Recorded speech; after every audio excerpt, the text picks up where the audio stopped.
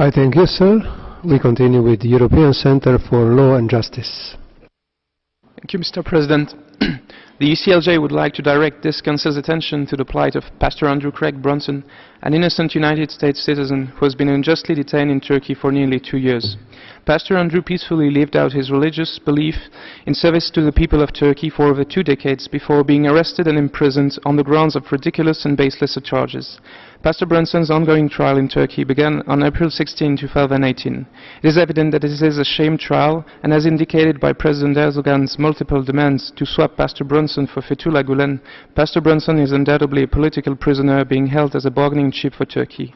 Furthermore, although Turkey repeatedly tries to claim that Pastor Brunson's release must come through the courts, its own Executive Order 694 says differently.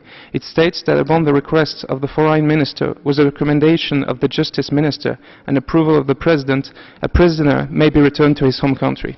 As stated by Pastor Andrew himself, I have become a political bargaining chip, a hostage to use against the United States in negotiations. Let it be clear, I'm in prison not for anything I've done wrong, but because of who I am, a Christian pastor.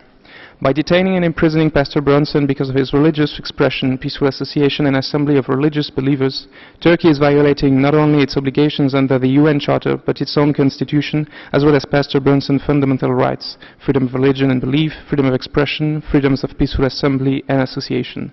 Therefore, these violations concern not only Turkey, but every member state and every agency of the UN.